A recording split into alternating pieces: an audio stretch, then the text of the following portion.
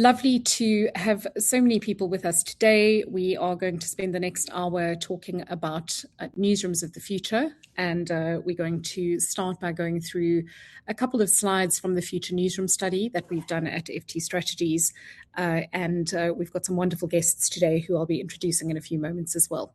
So thank you so much to all of those who are on the line and who've joined. The proceedings for today are a few short slides about the actual newsroom study, after which we'll introduce the speakers and have a discussion. But we'd also like to encourage you, please, to ask questions if you'd like. So in the panel on the right-hand side, you will be able to ask a question, and there's also a little box to click Ask Anonymously. If you'd prefer not to be identified, you're very welcome to ask a question anonymously. So we would welcome questions from you, which we will deal with towards the end or during the course of the presentation today. Right, so kicking off, we are here, as I said, to discuss the Future Newsroom Study 2026, which is a global benchmark of how newsrooms are changing, what they are prioritizing, and where they're going next. My team at FT Strategies put this wonderful piece of research together in conjunction with our fantastic partners at the World Association of News Publishers, WAN-IFRA. So we were very happy to work with them on that and very grateful for their assistance and partnership on that. And we were supported by ArcXP, who have been wonderful partners in this as well. If you haven't yet seen a copy, there is a little QR code on the left-hand side, so you can go ahead and download it if you like. If you have already downloaded it, this is your chance to ask lots of questions about it. Our panel today is a fantastic grouping of people. So we've got Gina Cha from who's the Executive Director of the Tower Knight Centre at CUNY, and also Executive Editor at Large Semaphore. We've got Gard Stero coming on board, who is Editor-in-Chief and CEO of Verdensgang in Norway. And Gard is going to be talking about new newsrooms, or newsrooms that are already in the future, which is very exciting. And he partnered with me in Marseille when we did the launch of the report as well. And Phoebe Connolly, who's doing he's studying organizational and social psychology at the LSE, but is also former director of Next Gen Audiences at the Washington Post. So we've got a wonderful collection of people to talk about some of the conundrums that have arisen in our research. I'll reintroduce the panelists again a little bit later, but for now, just a couple of highlights about the report. So as I said, our agenda today is to look at some findings from the report for about 20 minutes, and then to do a live chat with the panel. Just a couple of words on methodology. The goal, first of all, of this Future Newsrooms report is to create a global yearly or annual benchmark focused on how newsrooms are transforming under mounting industry pressure, of which there is a lot. The idea is to help editorial leaders navigate AI, innovation, to think about workflow redesign, developing skills and editorial differentiation. And also, we are hoping to produce some actionable insight and frameworks that shape industry debate and also support newsroom decision-making.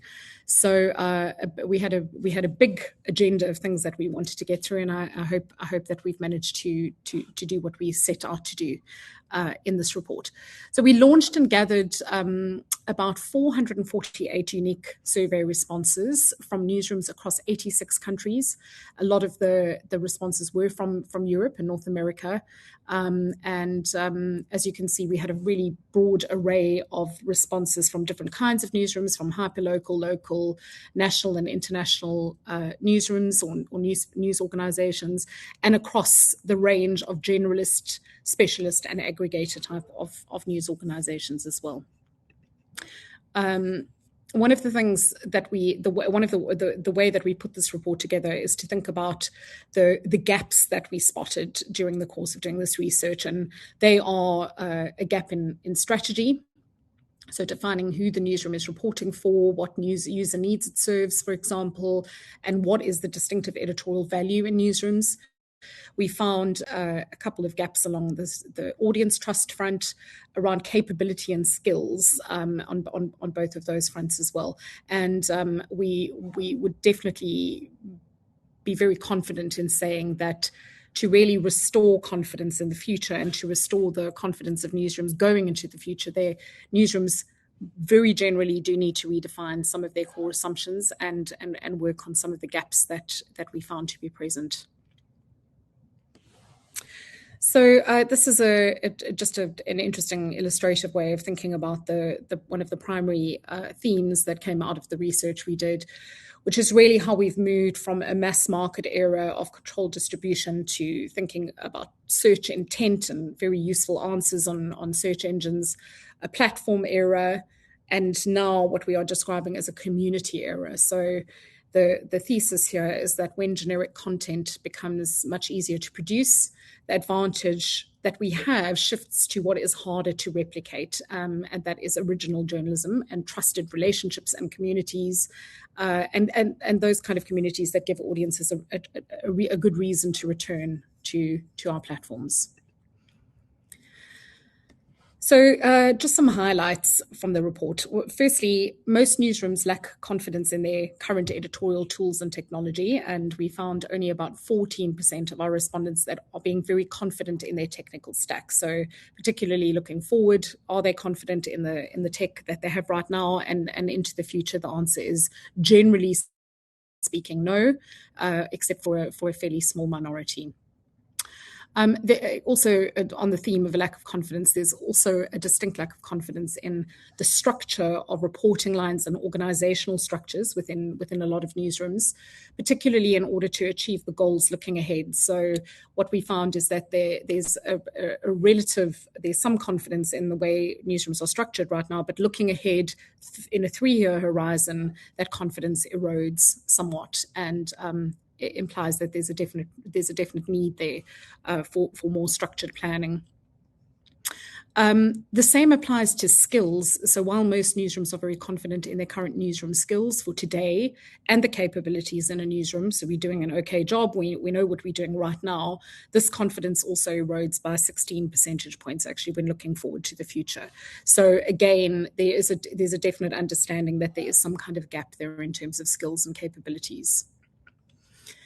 One thing I thought was really interesting is that newsrooms are definitely recognizing that engagement is going to be or should be the strategic lever that may unlock financial sustainability in future, and most definitely more so than reach.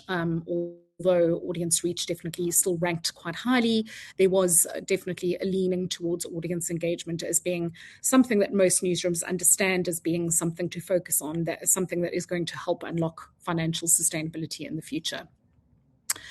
And yet saying that, we also found that newsroom commissioning in newsrooms still centers very much on a single destination, and audiences, on the other hand, are distributed to lots of different platforms, communities, and niche needs. So it's fair to say, I think, that there is some kind of a disconnect between what audiences are doing and what is actually happening from a commissioning front in newsrooms, and where that leaves us for the future.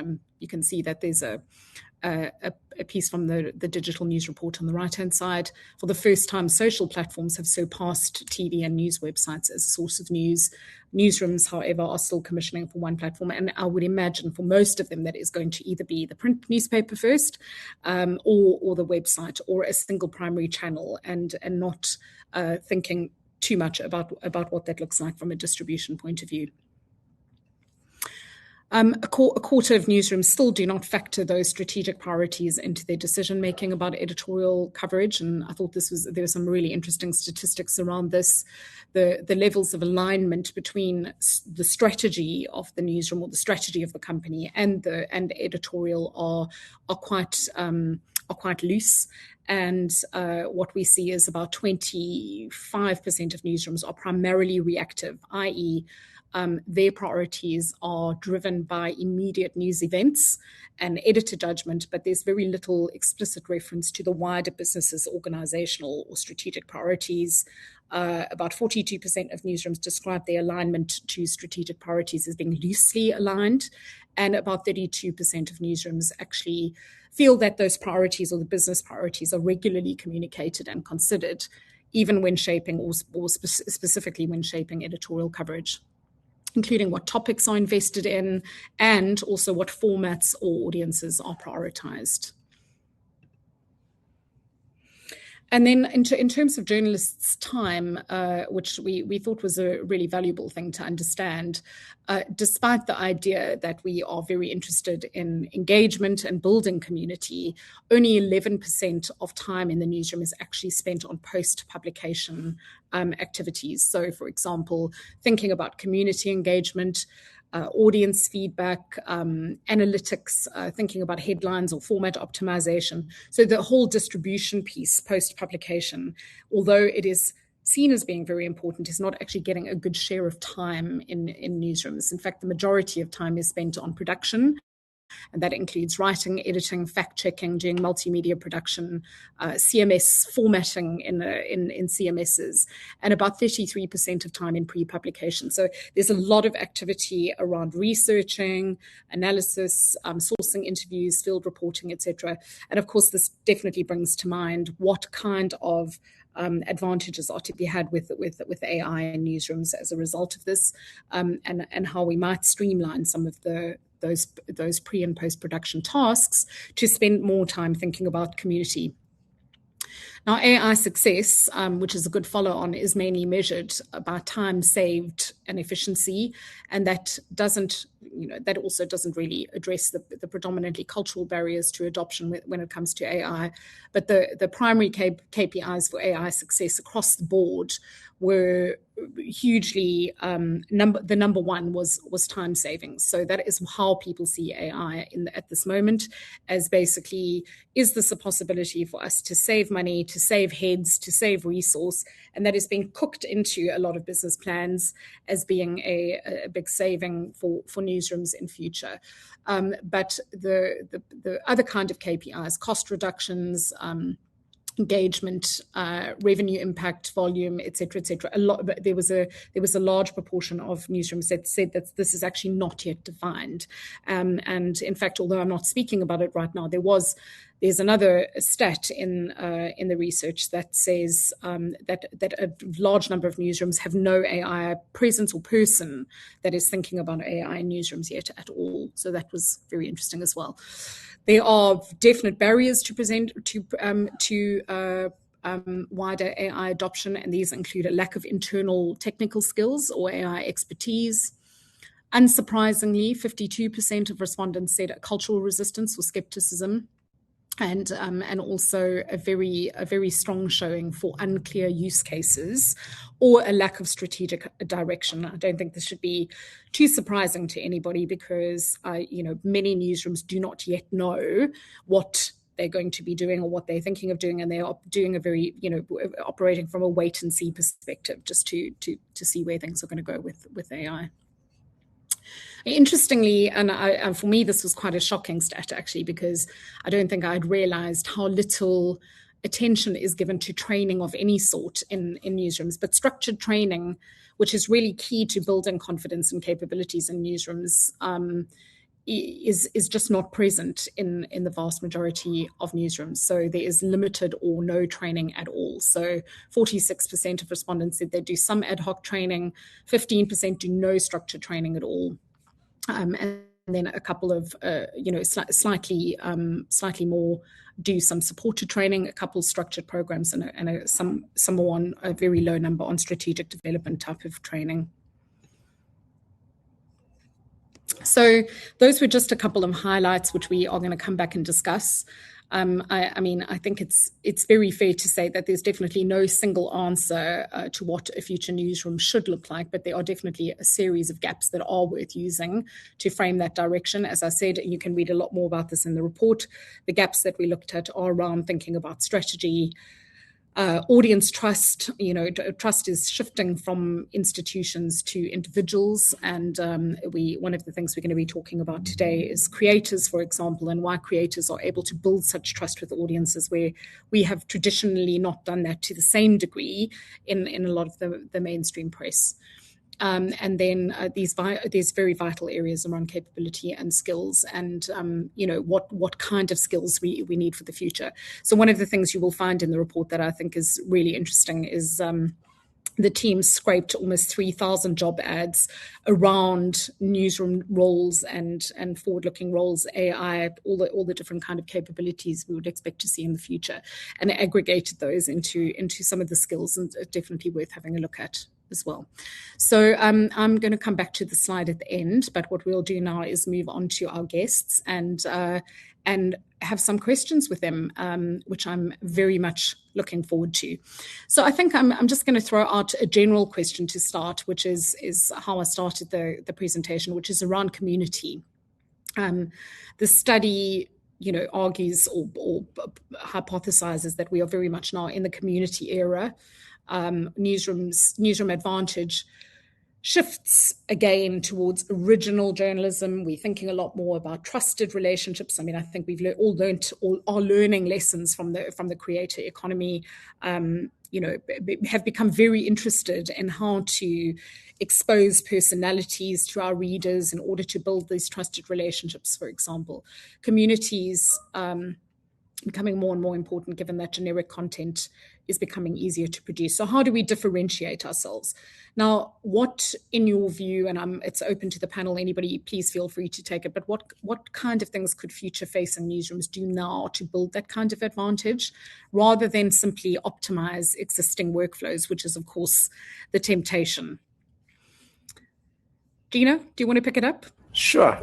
So I want to try and separate two different points, right? Because you raised the issue of community and sort of engagement with the people you serve. And I think the word audience is going to go slightly out of style, because I think you're going to serve communities rather than audiences in the sense of sending them stuff. And then I think the other side of it is original content.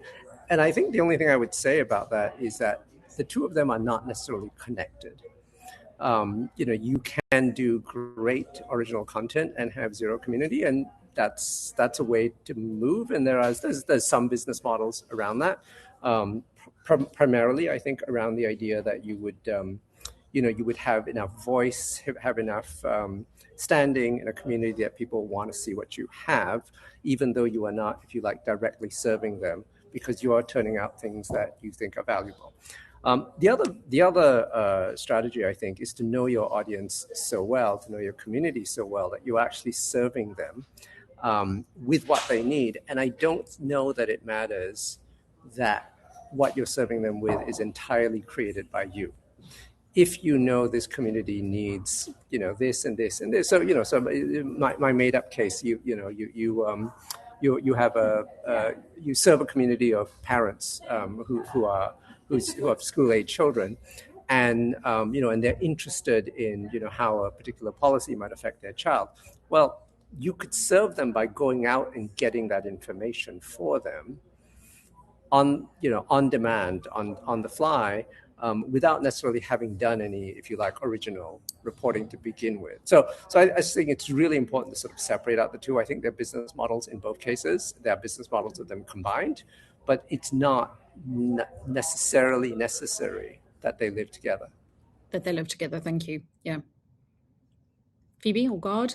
Yeah, Lisa, if I can just jump on something. I think there's also, for newsrooms, a space to think about in sort of both creating the community and then also thinking about sort of the levels, right? There'll be the people who are active, right? Who are in the comment section, who are replying, who are sort of like in the Substack thread, right? Sort of like vocally offering suggestions, et cetera. And then there's just people who are lurking. And I think also thinking about like, how do you think about sort of the wide group and the hyper-specific group and the interplay between those, right? And creating a space where people can sort of drop in, can observe, do you feel that sort of frisson of, gosh, I wonder what's happening there? And, they see the commenters that they like. I think there's ways of sort of engaging and creating space for that is really interesting. Yeah. And I do think that's a space where the specificity of your community that you're serving, right? And offering a space for the talkers to talk and the listeners to listen and the makes it very attractive.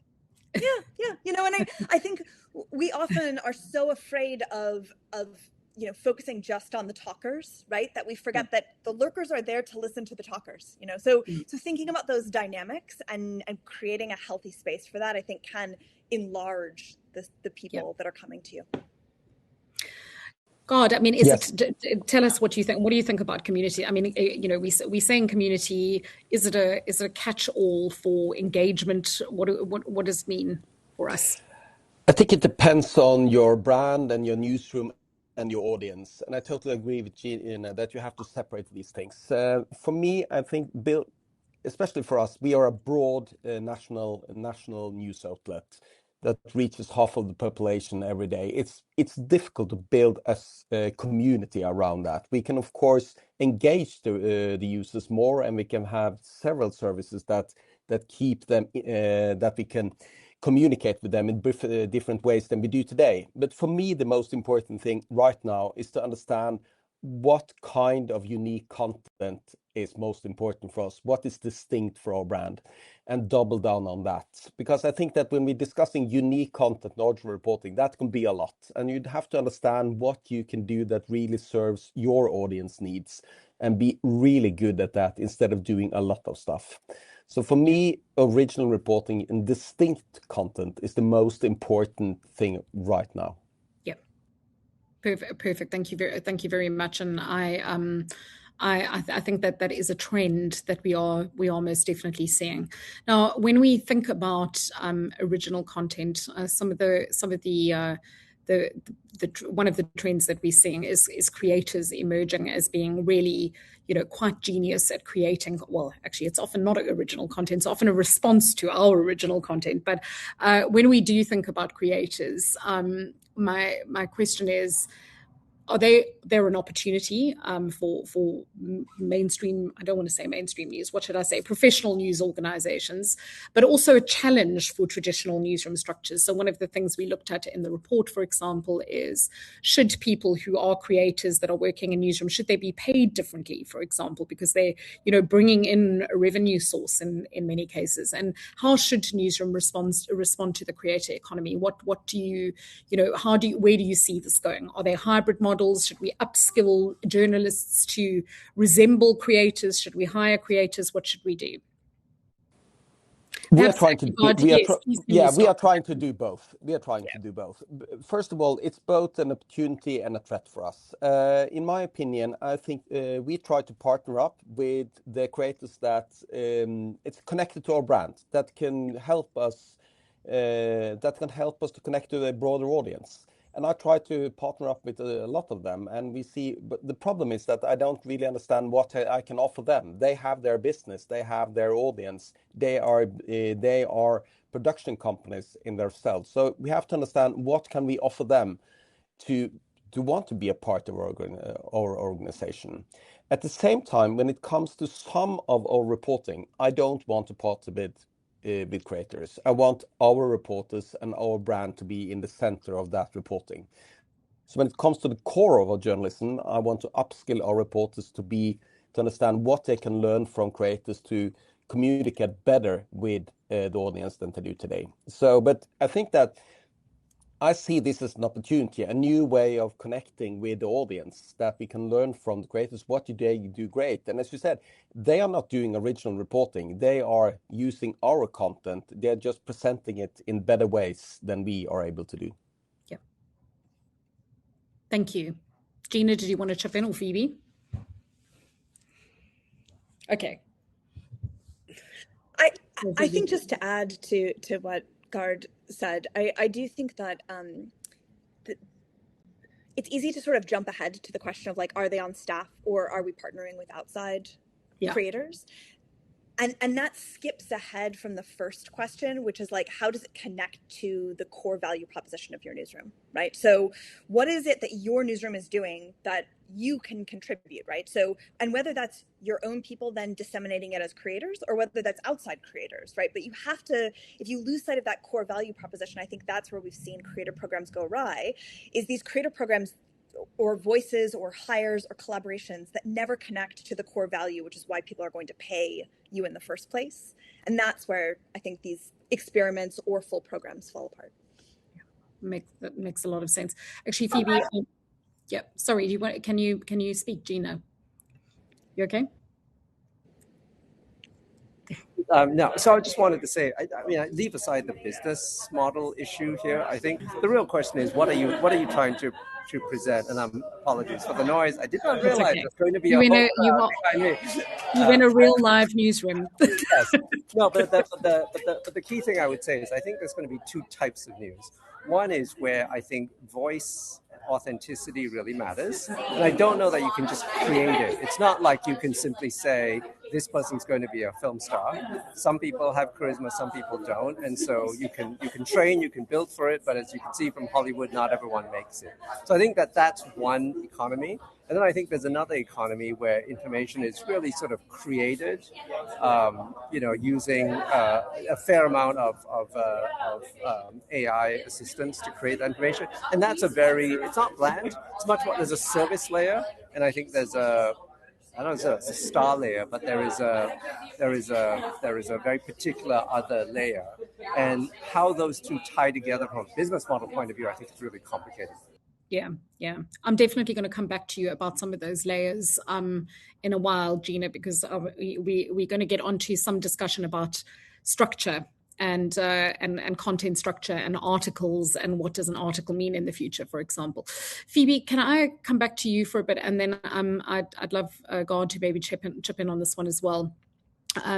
But when we think about newsroom culture, and we've just spoken about creators, of course, one of the recurring themes in this report, and the recurring themes when dealing with newsrooms over many years, is changing culture. So, you've done this at the highest levels.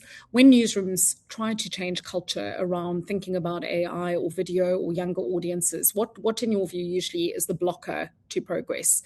I mean, obviously it's very often leadership or leadership incentives. Team structure was mentioned specifically in our research as being possibly okay now, but not good for the future. Editorial norms, workflow design. What do you think? Is it a combination of all of those things, or is there anything you would pick out specifically?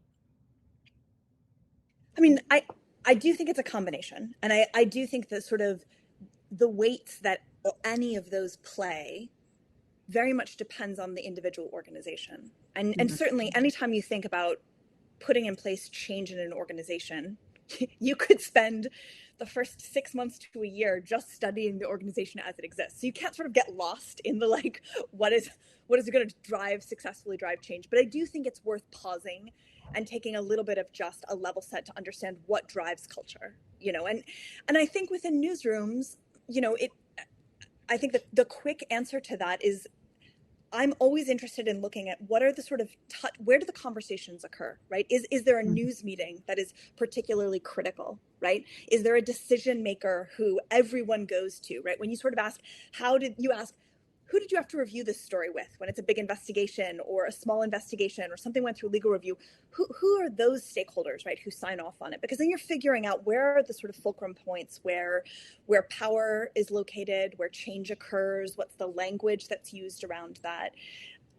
I think taking the time to identify that is how you can put together a successful program for change, right? Which is to say, and at some point you have to be, and I'm an optimist, right? Obviously, if you look at my resume and every job that I've had, right, I've done new audiences, I've done AI, I worked in video for a long time. But I do think that even the fact that our newsrooms are creating these roles, right, means that they want to engage with change. And so at some point you say, yes, there's roadblocks, but the fact that you've been given a change maker role, the fact that your organization has said we need to embrace this, go with that. Yeah. Exactly. God, I'd love you to pick this up as well. I mean, you're in a most unique position because you are both editor-in-chief and CEO of VG. When I say unique, actually, it's becoming less unique. I've met quite a couple of people who are editor-in-chief and CEO, which always delights me, I have to say, because it was unheard of until relatively recently. But also, you've really made enormous strides in your newsroom in getting people to think in a different way, work in a different way. Just pick up on Phoebe's comments, please, and tell me how you've done that and what works from a leadership perspective. Yeah, I think Phoebe's perfectly right there. It's a combination of all. But I think changing a legislative newsroom is difficult. It takes time. And reporters are skeptic. They are critical. And that's what reporter means to be a reporter, in my opinion. So first of all, I think that we have to understand that technology now changes exponentially, but organization change quite slowly. And the bigger the gap between the possibilities with technology and the organization, the more vulnerable we are for changes. So there is a lot to do. In my opinion, we have an expression in Norwegian, and it's probably the same in English, that it says that the fish rots from the head and down. So, and I mean that's the same for news organizations. So you have to start with top management. If you want to change an organization, you have to, as top management, be clear on the road that lies ahead of us. And then there must be room for friction and disagreement, because that's what creates trust in an organization, where there's room for disagreement about this. But what we are doing here is to just we have broken down silos between the teams, because the team structure for the future doesn't really make sense anymore. So breaking down those silos between product and newsroom has been really important for us to make collaboration between teams. And also, I think when change is happening so fast and we really don't know what the future will be like, you have to have some examples that gives hope and that people can understand. So it's not only theories, it's some concrete examples. Yeah. So we have been doing what we have been setting up different teams. We call them speedboats that lies ahead of the newsroom, lies ahead of the organization. They are working, of the tanker. So they are working freely just to seize the opportunity. What can the future be like? And then they can come back to the tanker, back to the newsroom, and show this is possible with AI. This is what we can do in the future. And those examples really help the organization to understand how can they change, how can they learn from that to move even faster. But there is a set of things you're doing. But I think the most important thing you can do as a leader right now is to be clear that we have to change. If we don't change, if we're not agile enough now, then we will be in really big problem, and try to see the opportunities, but at the same time understand that there are risks there. Thank you so much. Let me chip in really quickly.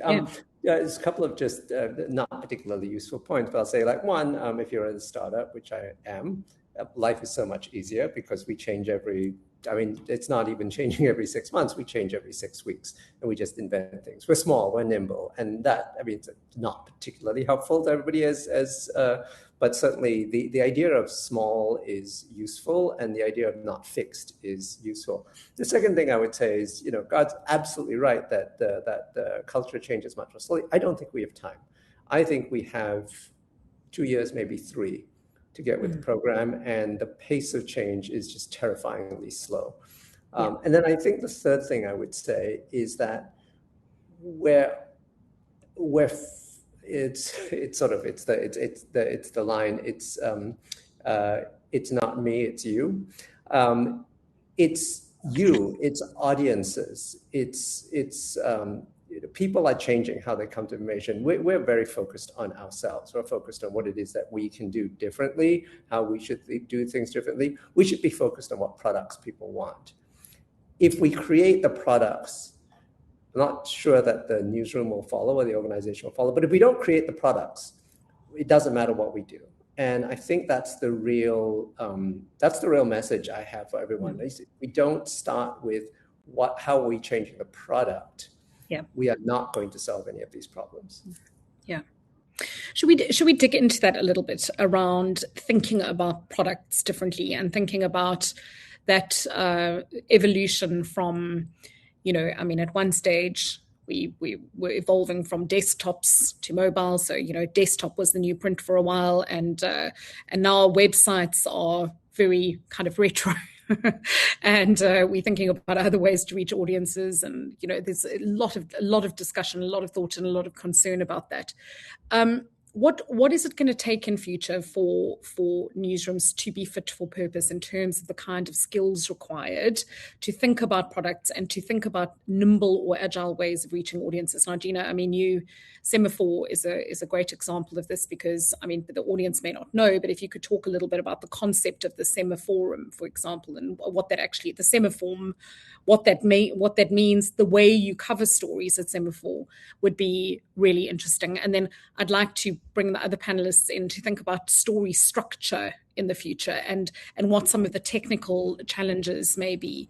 Because while we are worrying terribly about the way we organize, there's something more fundamental to all of this, which is how we actually give up our journalism to potentially a bot, an army of bots in the future. No, exactly. And so, look, I mean, very, very quickly, right? The semaphore was really a story structure in that we sort of took the story and we broke it into bits. We broke it into just the facts, then the analysis, and then the counter argument and related stories. It's functionally what it is. There are other bits and pieces to it. And the idea being that is how audiences wanted to get information. If you already knew the facts, you could just skip to our analysis. If you didn't know the facts, but you hated our analysis, you could just read the facts. If you wanted to know what the counter argument was, we have that. And it's a segmentation as opposed to sort of, our breathless, perfect prose where you would sort of string yourself through everything. And we all know reporters that write so tightly that you can't edit them. And so the idea was we'd just make it easy because we wanted to center the readers first and give them what they want. I will say, though, that I think that we are moving into an age where story forms, as we create them, will be less and less important, even though they still matter. Because, and the famous line, that information is liquid, right? We have a technology now that can create narrative. It may not create the world's best narrative, may never win a prize on its own, although it's actually won some literary prizes. So you might want to think about that, right? We have a technology that can create narrative. We spend a ton of our time creating narrative. Perhaps we should be thinking a little bit more about the facts that we gather, our understanding of what our communities care about, and tie into the machines that can create the content for them, the stories for them, at an incredibly personalized level. This is a seismic change to the industry. It's not another delivery platform. It's an unpicking of the entire, not just container, but the entire product that we have spent the last 150 years making. And we really have to grapple with that as a concept. Yeah. God, could you jump in on that? Because I know you're doing a lot of really interesting work at VG, thinking about or how you're using AI within articles and how you see an article in the future. You've been exploring a lot around user experience, for example. Can you talk us through that a little bit? Yeah, I can do that, and I totally agree with Gina. This is not a small change. This is a seismic change. We have to rethink journalism and how we present our content, and how we structure our content. 1 year ago, I was asked on a stage in Copenhagen, should we kill the article? And I answered, we should have killed it several years ago. There is nothing wrong with article. If people want articles, I will give them articles, and I can give them long articles and short articles and give them how much text they want. The problem is that we structure our journalism around that format. And why should the article be the mother of all formats? This was invented like 200 years ago or something. So the people, when they're out in the field, they think in articles and then they come back with articles. But that's not what we need anymore. What we need, of course, we need good storytelling. That could be in every format you want. What we need is exactly what Gina is telling. We need structured data. We need to bring that onto the bits and pieces so we can reformat it and give it in a personal way. That could be to a chat interface, that could be audio, that could be video, that could be whatever people need and what they want in the context they need it. And that is the real change for the journalists. That there are not people that went into this profession because they love to write. Well, there may be a room for you in some newsrooms, but we have to go back to what is journalism about. It's about getting the facts that people try to hide, and then bringing it out to the public and setting it in context. But the way we present it, the products we deliver in the future will be nothing like what we do today. And that, I think that is the real challenge now, how to structure the data. Yeah. So what we've been doing in VG now, and that's really interesting, we are just liquefying all of our content, all the content in Schibsted. And then we see how can we present that content, all those articles in different formats and different ways to new audiences. And then a product for a young Norwegian female or a woman that she doesn't really it's not that interested in sports, the sports coverage will look totally different for her than for a man like me that follows every match in the World Cup now from the US. So but that is not how we think in newsroom. We think one article to every reader of that newspaper, and that should fit all. And that's nothing that fits all. Yeah. Phoebe, maybe we could pick up on that in terms of, I mean, you've got a long history with video, for example, and there are quite a couple of questions in the chat about this as well. So if let's kill the article, let's get rid of it. Is video the replacement? Is it a combination of audio, visual, text? Where does video and video strategy fit into our future newsrooms? I mean, I joked for a long time that my career spanned like every format video could take. Like the only thing I think we never did was like fully spherical video, right? That was the only thing that was off. But like we got close, right, with sort of immersive video experiences. In my experience, the blocker is usually that we feel like we have to get it exactly right, as opposed to just experimenting and jumping into it, right? And so we can waste a lot of time building studios, buying the best cameras, as opposed to, and I do think, and this is something that keeps coming up, this idea of hybrid teams, right? Of taking people who have the existing video production skills, pairing them up with whoever has the scoop, the fact, the detail that you want to get to audiences, and then figuring out how fast you can get it out there. And I do have a lot of faith in saying, like, let's be willing to experiment. You can always say, we don't want to publish this. That's always an option that is available to us, right? And we need to trust our newsrooms to say, we are going to see that line and say, this video isn't fit for purpose. This video doesn't meet our standards. But I do think we should challenge ourselves to push right up to the edge of that and say, what if this does look ugly to us? What if this doesn't meet our visual standards, right? Mm-hmm. And play around with that and embolden people in our newsrooms to step forward and say, this is what my feed looks like. Can we make the news look like this? Yeah.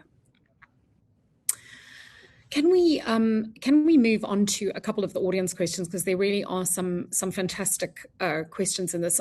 Just on a methodology point of view, quite a couple of people have asked whether we covered print and broadcast and digital newsrooms in the study we did. We got responses from all different kinds of newsrooms, so it was it wasn't restricted to any kind of newsroom. We had a broad array of responses, which was really great. A couple of questions coming in about the whole community theory, and unsurprisingly, it's leading on to things like, for example, just some practical issues. Where do you see the community functions living in the newsrooms of the future? Do they interface directly with editorial? Are they interacting with the brand component? In other words, this is a really good question, just structurally, when we think back to the data that we got about the majority of reporters spending their time on pre-publication and on publication production work, and then a very small amount of the time, something like 11% on post-production. And that is almost certainly where community lives at the moment in the majority of newsrooms. And by that, I mean looking at the comments, moderating comments, running polls, running Q&As with readers. And it's usually done by a small team on the periphery of the newsroom. So structurally, how do we cater to this new need to be closer to the audience in newsrooms? Who owns it? Dina, Lisa, if I can, Phoebe? I think it matters less who owns it and matters more, is the newsroom being judged on it? I think there's lots of different models of where audience can sit that works. Yeah. But fundamentally, if your desks aren't being shown and held to and measured against those audience metrics, it doesn't matter where the audience team lives. It doesn't matter whether they're sitting at the desk next to them or they're reporting directly to the editor-in-chief. If the rest of the newsroom isn't measured based off of how the audience is responding to it. Yeah. I think I would sort of echo that. I don't think it matters. I think at the end of the day, there's this whole tech component to this, so that needs to be built in. But the idea of sort of metrics and everything, I think is fair. Again, I really think it's a product question, right? You are going to build a product around your audience and the information about your audience.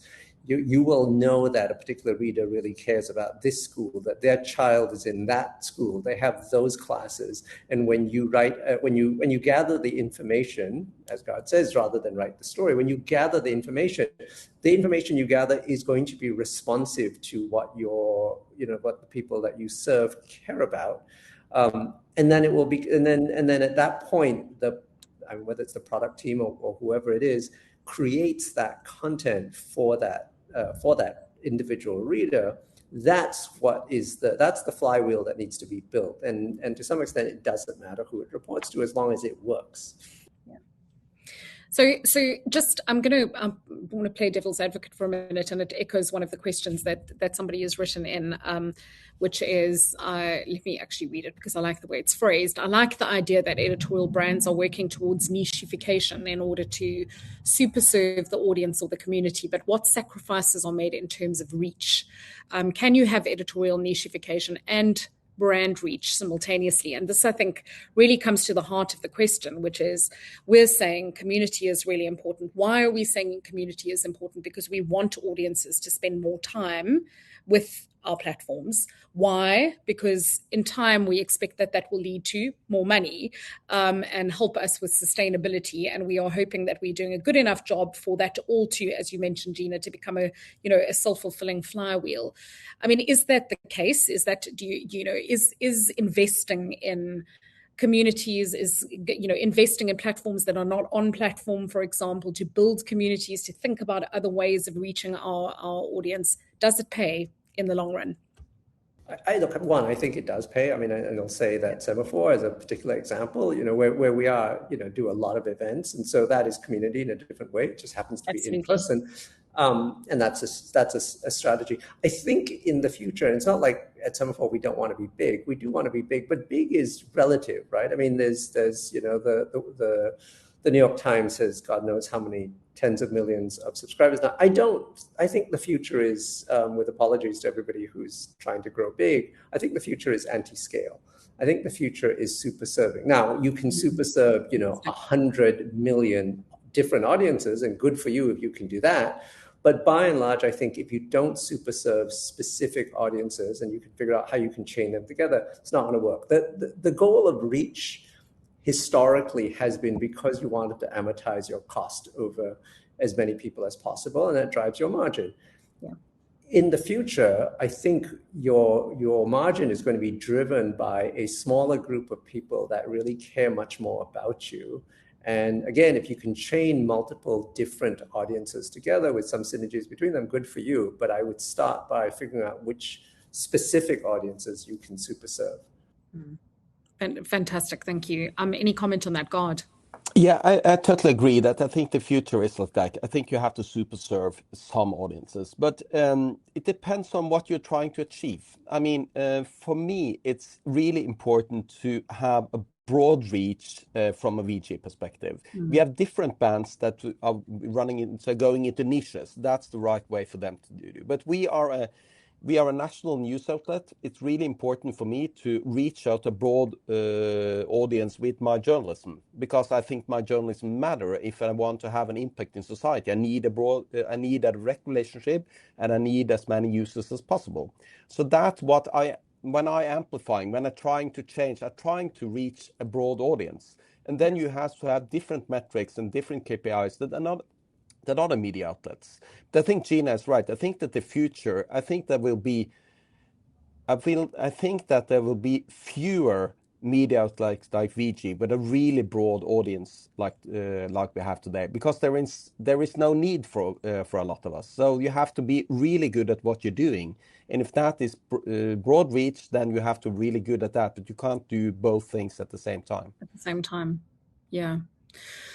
We've managed to come this, which is quite astonishing in this day and age, without really talking about AI. So I'm going to rely on one of the questions that was in the questions. It's striking that 42% of newsrooms measure AI success by time saved, yet 43% expect headcount reductions. does this expose a race to the bottom? So treating AI as a cost-cutting scalpel rather than a capability expansion tool. Now, this was a very common theme that emerged. For independent publishers that are, for example, reliant on donor funding and hard-earned trust, time saved must yield a tangible ROI in high-value journalism. Are we witnessing an industry that is structurally incapable of reinvesting its AI dividends into actual editorial quality? It's a big question. I like it very much. It's a really good question. But if you look at this as a cost, only purely cost, then you're doing everything wrong, in my opinion. Yeah. I think it's all about now moving journalism up the value chain. So I try to be as efficient as I can, especially in the production line, how we produce all these articles we write today. Try to be as efficient as we can there to move all that resources over to unique reporting. I don't think that we will be fewer employees in newsroom in the next 2 or 3 years. Maybe we need more reporters in newsroom to do that original reporting. But I want as few reporters as possible sitting at the desk moving information from A to B. They create zero value. Yeah. They're just doing what AI can do, probably faster and better than them. So I need more reporters in field. I need more investigative reporters finding those facts. And so I'm trying to move resources from what you said. You said that it was like the newsroom spend in average 36% out in the field and 38% in production, and only 11% post-production. So if we can move some resources from production over to be out in the field, and we can move some of those who sits in production, move them to post-production, that would probably be good for business and be better for the audience. Yeah, I'm going to be slightly starker on this one, I think, which is, look, I mean, I'm all for efficiency, right? You save me $100,000, that's great. I got $100,000 I can do something else with, or drop it to the bottom line. I'm open on that, right? The issue is that if we are simply optimizing for what we currently do, then we have a problem. What we are then is we are a horse buggy whip factory that has learned to turn out horse buggy whips much faster and much cheaper. And that's great, except that the world has turned to cars. And if we don't start thinking about, how you serve the car driving audience, then it doesn't matter how fast you turn out buggy whips or how cheaply they come out. And that's the fundamental question. When we apply efficiency gains or even slight optimizations to the things we currently do, we're just making better buggy whips, and that's not good enough. Yeah, there needs to be more in the future. Phoebe, do you want to comment on this? Yeah, I mean, Lisa, I also, just to pull back, I know the report sort of talks about AI training and AI skilling within newsrooms. You mentioned in the introduction that I'm getting my master's right now. So my dissertation is looking at the adoption of open source within newsrooms and how individual journalists are enacting this.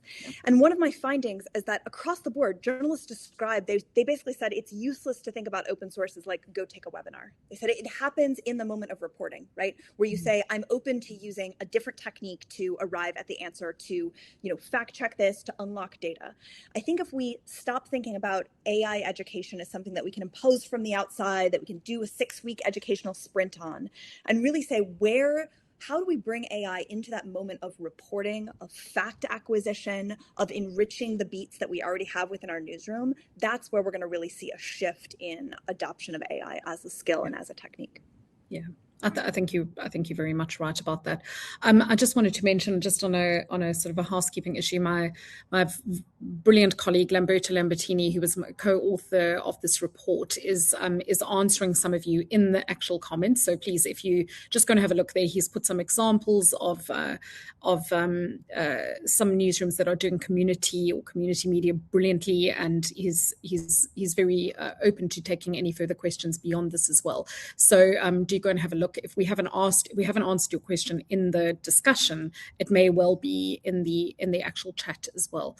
One other quick question: does the study recommend a tech stack or type of tech stack? No, we don't. We don't recommend a tech stack, but you're very welcome to talk to us about that separately. That wasn't really the aim of this particular report. Now, I wanted to close because we've got about 5 or 6 minutes left, just talking about creators. And this is obviously something that's a big concern for a lot of our listeners and watchers today.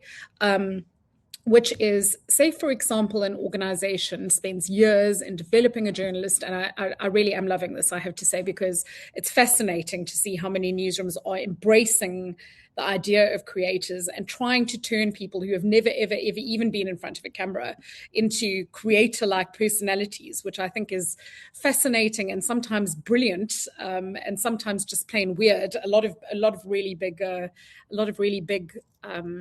brands are doing this as well. So a lot of the insurance companies are just putting people in front of camera and, making them be creator-like, which is really something to see. So what happens if you invest in that journalist and you build their professional reputation and they become your own sort of in-house creator, and then they decide to leave and launch their independent media venture? Is this a success because the organization helped create and build this talented professional, or a loss because you've invested in it? And I mean, this is an age-old question. We always used to talk about the celebrity editor, for example, and whether it's good to have a celebrity editor or bad, because does the editor take the brand with them when they leave? Any thoughts on that? I mean, is this one of the pitfalls of the creator era, or should we not care? Anybody want it? God? Yeah, I'm not so afraid of this. To put an analogy into soccer, I would like us to be like Borussia Dortmund, not Manchester City. So I think that we can have that talent. They can leave us, and we will still be Borussia Dortmund. We will still be that brand. We will still have our kind of conduct. We will have our voice. We will have that place where talent gather. So I think I'm much more afraid that the young talent will never be connected to my brand, to the VG organization. And of course, people will build their own community. There is a risk of leaving. But what's the option? Not to take this chance, not to understand what the audience needs. So I think that if people come into VG as the creator and they stay here for 5 or 6 years, if they build an audience and then they leave, well, best of luck, and we have had a good journey together. So you have to always look for that talent, and this is you have to understand, this is not about persons. It's not about a new way of communicating, a new way of connecting to the people. So if they stay here for 2 years, we will probably learn a lot from them, and then we will be able to adapt. So it's a win-win for as long as it lasts. And again, we may, in the same way that we think about liquid content, we may think about liquid staff. They come and they go, they change and they move. And so be it. Absolutely. I would say, I think slavery was outlawed some time ago, so you can't keep them anyway. And, again, really bluntly, right? I mean, to get really cynical about it, you're using them and they're using you. And for the time that you both use each other, then it's a fair exchange, more or less. So that's fine. I think the broader issue that newsrooms have to think about is not even sort of the pay structure per se, but the two-tier structure that this creates. And newsrooms have historically been, for better or for worse, relatively egalitarian structures. That's what union contracts have been built around, the idea of, sort of equal work for equal pay and all that sort of thing, all of which is fine. We are moving much more into we're moving from the era of contract movie of film studios, RKO, where you just paid, your stars, and then you put them in Casablanca. You did whatever you want. They were just hired hands, and we're moving into essentially the studio model, where people try to get Brad Pitt or George Clooney to come, and they become much more independent players. So there's a structural change coming to newsrooms, and we have to confront that fairly head on. Great. Phoebe, would you like to close with a comment? I mean, we did have a question about any good examples of newsrooms that are successfully using or thinking or working with liquid content other than Sem4 and VG. But I wondered if you had any thoughts on the term, the concept in relation to the academic work that you're doing on this as well. Gosh, big questions. I don't in the context of liquid content. I'll be totally honest, but I do think that, and this goes back to sort of my video background, I think any time in my experience, a newsroom sort of engages with a different taxonomy, a different frame of reference, a different form of publishing, even if it fails, right? Even if it turns out it's not going to attract an audience or the taxonomy doesn't fully translate, that act of engaging, of trying to map what we did in the past with what we think audiences want in the future is fundamentally good for the newsroom, right? Yeah. That enacting, that figuring it out, that pushing ourselves to the limit and saying, what does this look like? What if we just assume that we can try it, right? That, you know, even if, let's go back to Gina's horse, buggy, and whip model, right? Even if it's not, even if we say, okay, we're all in on bicycles, and it turns out that actually it's motor cars, the trying to figure out the bicycle piece will ultimately teach us something really positive, right? So I think that's the thing that is often holding us back, is we're so afraid that we're not certain what is going to be the ultimate model that takes hold, that we don't experiment at all. And I think that's what we need to sort of set aside, and we need to just engage. And that's sort of where we get to. I mean, the example that I've been talking about a lot is... Sorry. Yeah, no, you're fine. You're fine. I think that's good. That's good. Sorry, please finish your sentence. Sorry for that. I really believe in hybrid teams, which Gard talked about. You know, I think we need to engage in the problem, and we need to build hybrid teams in order to engage with the problem. Absolutely. And I love the mention that you made about experimenting and trying new things. For those of you who we didn't get to in your questions, there was a wonderful question about print coming from somebody in Bangladesh. We'll go through them. We'll get back to you individually if we can, and let you know the answers from our team, either the team at FT Strategies or the experts that we've had on the panel today. But can I just end by saying thank you so much. I would have happily gone on for another half an hour or another hour even, because this is so endlessly fascinating. But thank you so much to Gard. Thank you, Gina. Thank you, Phoebe. You've been absolutely amazing. And thank you so much to all of those of you who dialed in as well. We'll hopefully see you again soon. Please download the report and have a read, and just get in contact with us if you have any further questions. Thank you so much. Thank you.